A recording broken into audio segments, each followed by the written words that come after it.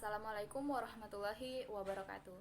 Sebelumnya perkenalkan, nama saya Mita Puspitasari, NPM A1A020018. Saya dari kelas 2A sebagai ketua kelompok dari kelompok 1. Dosen pengampu yaitu Ibu Pinahiasa MA. Di sini saya akan menjelaskan tentang pengertian dari asal-usul atau legenda, cerita binatang atau fabel, cerita jenaka, dan cerita pelipur lara. Pengertian dari cerita asal-usul atau legenda. Cerita legenda merupakan sebuah cerita prosa rakyat yang ibarat sungguh-sungguh berjalan oleh yang memiliki cerita tersebut. Asal-usul cerita legenda selalu ditampilkan sebagai sejarah bersama-sama. Contoh dari cerita legenda ini misalnya Gunung Tangkuban Perahu di kota Bandung berasal dari perahu milik Sang Kuryang. Sedangkan cerita binatang atau fabel merupakan cerita yang dimana tokoh utamanya berupa binatang yang mempunyai kemampuan layaknya seorang manusia. Mereka dapat bicara, minum, makan, berkeluarga, memiliki anak, dan lain sebagainya. Yang membuat fabel bukanlah cerita binatang biasa, melainkan cerita metamorfosis kehidupan manusia. Contoh dari cerita fabel misalnya kancil, harimau, semut, dan gajah, dan lain sebagainya. Cerita jenaka. Cerita jenaka merupakan cerita yang mengandung unsur kelucuan dan bertujuan untuk menghibur para pembaca. Cerita ini menjadi salah satu jenis cerita yang paling digemari masyarakat. Contoh cerita jenaka misalnya Lebay Malang dan lain sebagainya. Yang terakhir yaitu cerita pelipur lara. Cerita pelipur lara ini adalah cerita yang disampaikan untuk menghibur hati seseorang. Cerita ini memiliki isi yang sangat indah, penuh dengan fantasi dan impian yang menggambarkan keindahan serta kebahagiaannya. Saya Mesya Gusti Putri, NPM A1A020015. Di sini saya akan melanjutkan materi dari Saudari Mita tentang legenda Raden Miskin di Pino. Raden Miskin adalah anak desa Talangjeruk dekat muara sungai Bunakan 2 Ulu Pino. Dia tinggal bersama ibunya, sedangkan ayahnya telah lama meninggal dunia. Ayah Raden Miskin adalah adik dari Puyang Raden Pengantin di Kota Tinggi. Desa Raden Miskin adalah jajahan Puyang Sakti Tanah Merah yang merupakan desa tertua di daerah Pino. Pemerintahannya penuh dengan kezaliman dan kenistaan. Kehidupannya penuh dengan kezaliman dan kenistaan. Kehidupan rakyat menyedihkan, penuh dengan kenestapaan. Terlintas di hati Raden Miskin, suatu saat ambisinya akan menghancurkan kegelap gulitaan hidup rakyat. Pada suatu kali, Raden Miskin menerima undangan dari Puyang Biri di Tanggoroso Ilir Pino, saudara sepupu dari Raden Pengantin. Isi undangan itu memberitahukan bahwa Puyang Cap Sujian Tanggoroso menghadapi suatu peristiwa sulit, yaitu orang Gunung Kembang akan datang menyerang, yang telah berhasil membunuh Puyang Raden Pengantin. Orang Gunung Kembang akan mundur bila Puyang Cap Sujian Tanggoroso dapat memenangkan 4 macam teka-teki sebagai taruhan dari orang Gunung Kembang. Seluruh rakyat Betang Haripino gundah gulana karena Gunung Kembang akan datang menyerang sambil mengajukan teka-teki. Kegelisahan melanda kehidupan rakyat dan membayangkan kedatangan orang Gunung Kembang sebagai suatu peristiwa yang amat mengerikan rakyat. Bila teka-teki itu tak dapat dijawab. Pada waktu seluruh rakyat sedang berduka, datanglah seorang pemuda bernama Raden Miskin yang menawarkan jasa baiknya melalui suratnya ke Puyang Cap Sujian di Tanggoroso Ilir Pino. Isi suratnya antara lain, jika Puyang Cap Sujian mengizinkan, Raden Miskin akan menjawab teka-teki itu dan akan memenangkan taruhan itu. Setelah membaca surat Raden Miskin, Puyang Cap Sujian bagaikan gelap sekarang mendadak terang. Kesedihan berganti dengan sukacita karena bahaya akan sirna. Raden Miskin, seorang remaja yang berotak cerdas, akan menjawab teka-teki dari Gunung Kembang, sekaligus merupakan taruhan atas kemenangan negerinya dari ancaman kerajaan Gunung Kembang. Segera Puyang Cap Sujian menyurati Raden Miskin dan menyuruh datang ke Tanggoroso bersama teman-temannya. Tak beberapa lama, rombongan Raden Miskin sampailah di Tanggoroso. Kedatangannya disambut dengan baik oleh Puyang Cap Sujian. Adapun pasukan Gunung Kembang telah lama berada di Tanggoroso, hanya menantikan kedatangan Raden Miskin yang dianggap oleh Gunung Kembang sesuatu hal yang lucu. karena tak mungkin Raden Miskin, seorang pemuda ingusan tak berpengetahuan dan baru hidup beberapa tahun saja, sanggup menjawab teka-teki mereka. Di suatu tempat teka-teki itu diajukan oleh Gunung Kembang kepada Raden Miskin dalam bentuk bermacam-macam. Pertanyaan pertama yang dilakukan ialah mengenai pertaruhan mengadu kerbau. Untuk melawan kerbau yang gagah dari Gunung Kembang itu, maka Raden Miskin minta disiapkan seekor kerbau kecil yang masih menyusui. Kerbau itu diberi makan selama 2 hari. Kerbau kecil itu diberi pisau tajam yang berbisa di dekat hidungnya. Sedangkan kerbau dari Gunung Kembang seekor kerbau yang besar dan mempunyai tanduk yang tajam. Setelah kerbau didekatkan dan kedua-duanya dilepaskan, maka kerbau besar tadi mendekati kerbau kecil itu. Sedangkan kerbau kecil tadi kian mendekat pula. Disangkanya ibunya. Dengan tiba-tiba anak kerbau yang lapar itu ingin menyusu sehingga pisau yang ada di kepala kerbau kecil itu melukai perut kerbau besar tersebut. Setelah terluka, kerbau dari Gunung Kembang yang besar dan gagah itu berlari dan akhirnya mati. Maka pertarungan pertama selesai. Orang dari Gunung Kembang pada pertarungan pertama dinyatakan kalah.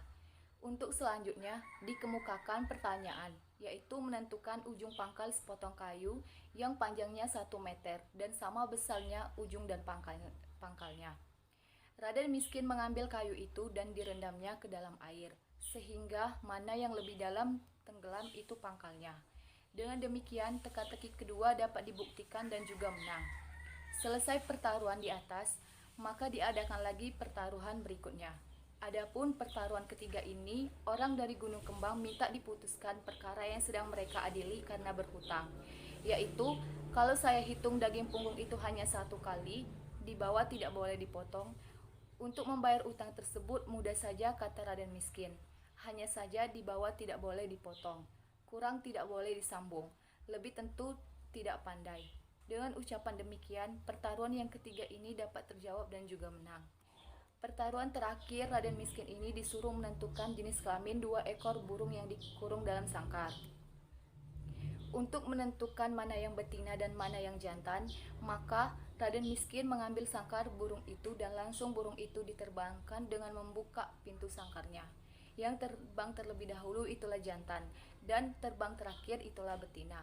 Dengan berakhirnya pertaruhan ini, maka dinyatakan bahwa orang Gunung Kembang kalah dan Puyang Cap Sujian dinyatakan menang. Sehingga rejung dan barang orang Gunung Kembang dirampas, yang akibatnya orang Gunung Kembang tidak bisa pulang ke tempatnya. Dan akhirnya mereka menyingkir di dekat air sungai dan di sana mereka berkebun kunyit serta memelihara kerbau. Kemudian oleh Puyang Cap Sujian mereka itu dikejar lagi sehingga mereka semuanya lari meninggalkan tempat itu. Sampai sekarang ada nama sungai bernama Air Skunyit. Orang Gunung Kembang tersebut lari dan dikejar sampai dekat air pinggir Pasar Mana, dan sewaktu menyeberang sungai tersebut terlepaslah tanduk kerbau orang Gunung Kembang di sungai itu. Maka sungai di dekat Pasar Mana itu dinamakan dengan Air Sara. Dari Air Sara inilah Puyang Cap Sujian kembali ke Tanggororaso dan Raden Miskin tidak pulang lagi ke muara Sungai Bonakan. Mereka hidup bersama-sama dengan rakyat di Batang Haripino. Baiklah, cerita yang kedua mengenai legenda Puyang Melintang. Alkisah, terdapatlah sebuah dusun di Kecamatan Talo, dan dusun ini pada zaman dahulu didiami oleh seorang kepuyangan yang disebut Puyang Melintang. Pada zaman dahulu dusun ini telah didiami oleh orang, tetapi belum begitu ramai jika kita bandingkan dengan penduduknya sekarang. Dusun ini pada mulanya merupakan daerah pedalaman, karena orangnya tiap tahun bertambah, baik pertambahan di dalam dusun itu sendiri maupun yang datangnya dari daerah lain, maka dusun itu makin ramai. Dusun ini diapit oleh 2 buah sungai yang besar sehingga merupakan persinggahan bagi pelayar-pelayar yang mengarungi kedua buah sungai itu. Lalu, dusun ini disebut Dusun Talang Alai, yang artinya dusun tempat bersinggah. Dusun ini terletak di atas tebing yang tinggi, dan tebing ini merupakan tanah liat yang sangat keras sekali. Dan tanah liat inilah yang disebut orang Napal. Napal inilah yang menjadikan Puyang dusun ini artinya Puyang Dusun Napal Melintang yang asalnya dari tanah liat. Dan orang inilah yang mula pertamanya berdiam di Dusun Napal Melintang ini. Dan yang menamakan Dusun Napal Melintang ini ialah orang ini sendiri. Puyang ini terkenal pula dengan kesaktiannya tentang ilmu sihir. Dia bisa menghimpun bermacam-macam binatang, di antaranya binatang-binatang buas seperti harimau, buaya, gajah, badak, dan lain-lain. Dan juga beliau ini bisa mengobati orang yang digigit oleh binatang-binatang buas seperti dicotok ular, lipan kala, dan lain-lain. Orang daerah lain banyak yang datang ke sini untuk menuntut ilmu kepada beliau. Tapi setiap orang yang akan menuntut ilmu tersebut terlebih dahulu diberi nasihat oleh beliau. Dia mengatakan, kalau ingin menuntut ilmu kepada saya, syarat yang pertama, jangan dibawa untuk sombong-sombongan. Yang kedua, tidak boleh melawan guru. Dan yang ketiga, tidak boleh saling ancam-mengancam sesama kawan seperjuangan. Oleh karena Puyang ini sudah sangat terkenal dan anak buahnya sudah tersebar kemana-mana, maka rupanya sudah banyak pula orang yang iri kepadanya. Mereka berniat hendak menghancurkan dusun Napal Melintang ini. Pada suatu malam, Puyang Napal Melintang bermimpi, yang isi mimpinya menyatakan bahwa ada suatu daerah yang bermaksud ingin mendatangi kerajaan Napal Melintang ini. Rupanya, mimpi ini memang tepat. Kebetulan secara tiba-tiba, datanglah sepasukan musuh dari bumi Semidang. Ia menggempur dan teruslah mereka berjalan menuju kerajaan Puyang Napal Melintang ini. Beliau memerintahkan anak buahnya yang berupa binatang, maka mulailah binatang-binatang buas merintangi mereka ini di tengah jalan. Ada kalanya dihadang oleh harimau, gajah, dan yang paling banyak ular yang besar. Rupanya pasukan ini tidak dapat menyampaikan niatnya karena tidak bisa melewati rintangan-rintangan yang banyak. Dan pada akhirnya mereka ini pulang lagi ke dusun bumi Semidang. Lalu Puyang Napal Melintang memanggil kembali anak buahnya dengan jalan besiwo, membakar kemenyan yang berbunyi demikian. Urt Puyang dari gunung, Urt Puyang dari laut, Urt Puyang dari langit. Kalau Puyang masih mengaku-aku, cobalah perintahkan semua binatang-binatang buas di Napal Melintang ini ke daerah bumi Semidang untuk menghancurkan daerah bumi Semidang. Lalu binatang buas diantaranya harimau dan buaya langsung menyerang ke sana untuk menghancurkan daerah tersebut. Puyang Napal Melintang ini memerintahkan anak buahnya yaitu buaya bersama harimau untuk pergi ke dusun bumi Semidang tersebut. Maka para rombongan buaya dan harimau ini teruslah berangkat. Buaya berangkat dengan mengambil jalur air, sedangkan harimau mengambil jalan daratan. Setelah para rombongan ini berjalan selama 3 bulan, maka sampailah mereka ke daerah tersebut. Dan setelah sampai di sana, mulailah mereka menggunakan taktiknya. Di antaranya, harimau memakai taktik menyamar seperti manusia, sehingga daerah bumi Semidang ini dikacaukan oleh kedua macam binatang buas ini. Dan akhirnya orang yang tinggal di dusun ini hampir habis akibat dibunuh kedua macam binatang buas ini. Kemudian mereka yang masih hidup melarikan diri ke daerah lain. Dan pada saat inilah Puyang Melintang berkata, penduduk dusun bumi Semidang sampai kapan saja dan di mana saja berada, penduduknya tetap akan diintai oleh harimau dan buaya itu. Inilah sejarahnya dusun bumi Semidang yang sampai sekarang hampir habis dimakan oleh buaya dan harimau. Bahkan dusun bumi Semidang ini hampir tak ada lagi orangnya akibat bencana itu. Kemudian setelah kejadian ini, maka Puyang Napal Melintang memerintahkan anak buahnya untuk kembali lagi ke dusun Napal Melintang. Tapi nyatanya hanya separuh yang pulang. Yang separuh lagi masih menetap di sana ingin menghabisi penduduk bumi Semidang tersebut. Sesudah itu, Puyang Napal Melintang mulailah menyusun daerahnya kembali dengan baik dan diaturnyalah sedemikian rupa. Oleh karenanya daerah ini terlalu terkenal kemana-mana. Maka penduduk di sini boleh dikatakan telah padat, sehingga banyak penduduk mengeluh. Lalu Puyang Napal Melintang berkata, "Hai anak buahku sekalian, janganlah engkau mengeluh, sebab daerah kita ini akan kita perluas lagi, tunggulah sebentar lagi." Pada suatu hari, Puyang Napal Melintang pergi bersemedi ke suatu tempat, dan tiba di sana beliau membakar kemenyan menandakan untuk memohon kepada Puyang agar dikabulkan semua yang akan dipinta. Ketika sedang membakar kemenyan, Puyang berkata, "Permintaan Tuan boleh kami kabulkan, asal permintaan kami terlebih dahulu dikabulkan, yaitu kami meminta asal yang dari air harus menjadi air kembali, dan yang berasal dari tanah harus kembali menjadi tanah." Maka Puyang Dusun Napal Melintang menyanggupi semuanya permintaan itu. Setelah itu, Puyang Napal Melintang langsung disuruh pulang untuk melaksanakan permohonannya tadi. Setelah ia sampai di sana, maka beliau langsung melaksanakan perintah itu tadi. Dan teruslah Puyang Napal melintang melepaskan tinju yang pertama ke dalam air. Napal melintang itu, tapi belum ada reaksi apa-apa. Kemudian dilepaskannya pula tinju yang kedua, belum juga ada reaksi apa-apa. Lalu dihantamnya lagi dengan pukulan yang ketiga. Tanah telah geger dan air sungai telah berubah menjadi keruh. Kemudian dilepaskannya lagi tinju yang keempat, maka timbullah semua buaya yang ada di situ berkumpul. Kemudian buaya ini langsung diusirnya dengan kata-kata demikian, "Hai anak buahku, kalian pergilah jauh-jauh dari sini, karena daerah ini akan kuperluas. Air sungai ini akan kujadikan daratan dan aku akan kembali lagi kepada asal mulaku." Bertepatan dengan kedua kejadian yang bersamaan waktunya, maka dusun Napal melintang menjadi luas karena air sungainya telah menjadi daratan.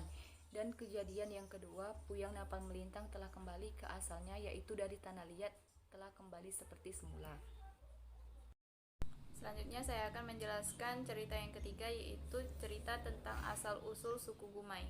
Suku Gumay dan sejarahnya. Suku Gumay adalah salah satu suku yang mendiami daerah di Kabupaten Lahat, Provinsi Sumatera Selatan. Adapun penulisan Gumay saat ini lebih dikenal dengan sebutan atau penulisan Gumay, G-U-M-A-Y. Suku Gumay bukan saja sebagai identitas diri seorang dalam hal nama, akan tetapi juga merupakan identitas asal atau daerah. Identitas daerah serta identitas keturunan. Tidak semua orang yang menggunakan nama Gumay atau Gumay menetap di Gumay, atau dalam hal ini di Kabupaten Lahat. Bisa saja orang atau person yang menggunakan nama Gumay atau Gumay baik di depan ataupun di belakang namanya adalah orang-orang yang seumur hidup tidak pernah melihat daerah Gumay itu sendiri. Penggunaan nama yang disandingkan di depan atau di belakang nama seseorang itu sendiri menunjukkan tempat asal, keturunan, ataupun nama keluarga. Bisa salah satunya dan bisa juga ketiga-tiganya. Namun tidak semua anak cucu Puyang Gumay menggunakan nama Gumay di depan ataupun di belakang namanya. Contohnya saja di daerah tempat tinggal saja, yaitu di Pinoraya yang masih merupakan cucu dari Puyang Gumay, namun tidak menggunakan marga Gumay di depan maupun di belakang namanya. Menurut cerita dari tetua-tetua dusun di kampung Gumay serta beberapa catatan, suku Gumay merupakan keturunan dari cucu dari Puyang Diwe Gumay mendiami daerah yang cukup luas dalam bentuk dusun, yang akhirnya tumbuh menjadi 3 marga sebagai sub dari suku Gumay, antara lain 1. Gumay Lembak yang terletak di Kecamatan Gumay di Kecamatan Pulau Pinang, tepatnya berkedudukan di Lubuk Sepang.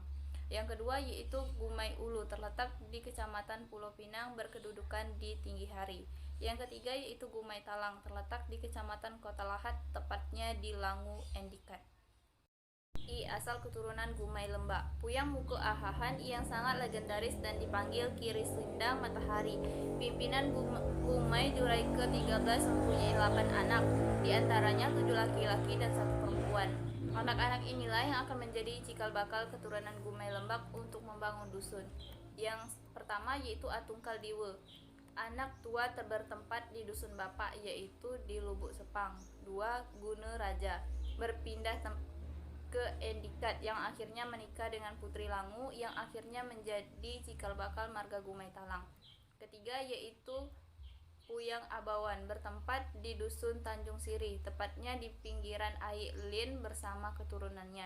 Yang keempat yaitu Puyang Bigi, bertempat dan berkeluarga di dusun Kuba. Yang kelima yaitu Puyang Pandan, putri satu-satunya dari Puyang Muke Ahahan yang bersuami ke Bandar Agung. Yang keenam yaitu Puyang Bileraje, bertempat dan berkeluarga di dusun Pulau Pinang. Yang ketujuh Puyang Bilebujang, bertempat di seberang di dusun Pulau Pinang, tepatnya di dusun Tanjung Mula beserta keluarganya. Yang terakhir yaitu Puyang Bile Pantas, mengambil anak di dusun Germindar Padar Gunung yang akhirnya mengikuti jurai orang Pagar Gunung. Diperkirakan Puyang Bigi bukan hanya bertempat di dusun Kubat, tapi juga di dusun Karang Dalam Ulu, Jati, Pagar Batu, dan Muara Siban. 2. Asal mula keturunan Gumay Ulu. Puyang Panjang yang mempunyai 2 orang anak laki-laki, yakni Puyang Muke Ahahan dan Puyang Iyal Bingu. Puyang Yelbingu menjadi pendiri keturunan Gumai Ulu di Dusun Lubai. Puyang Yelbingu naik ke Ulu menelusuri Aik Lim yang membuat permukiman baru setelah memperistri putri tebing Pelawi yang disebut Dusun Lubai. Yang akhirnya Puyang Yelbingu mempunyai 5 orang anak laki-laki. Yang pertama yaitu Keri Sendan bertempat dan menetap di Tunggu Tubang Lubai atau Lubai. Yang kedua Keri Dayang menetap di Lubuk Sele. Yang ketiga Keri Muksin menetap di Serungge setelah beristri orang marga Kikim. Yang keempat yaitu Keri Tiron menetap di Dusun Muara II Pagar Gunung setelah mengambil anak. Yang kelima yaitu Keri Taron mengikuti kakak atau Keri Tiron ke Muara II Pagar Gunung. Ketiga yaitu asal mula keturunan Gumai Talang. Puyang Gunaraja yang bertempat di Dusun Lubuk Sepang. Puyang Gunaraja memperistrikan Dayang Intan Putri Ratulangu yang merupakan adik kandung dari Pekik Nyaring. Setelah menikah, Puyang Gunaraja menetap di Langu dan Dusun Lubuk Sepang sebagai dusun asal mula tempat kembali atau bada balik. Namun Ratulangu menganjurkan kepada Puyang Gunaraja dan istrinya untuk membangun permukiman baru yang akhirnya bertempat di Endikat, yang menurut mereka merupakan daerah yang cocok.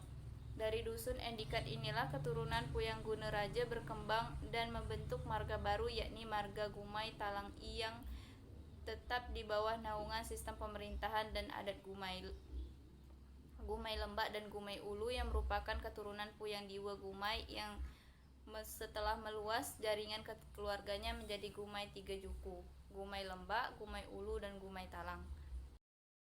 Unsur-unsur intrinsik tiap cerita. Yang pertama yaitu tema. Tema dari cerita pertama yaitu kisah hidup Raden Miskin. Cerita kedua yaitu kisah munculnya nama Dusun Nakal Melintang.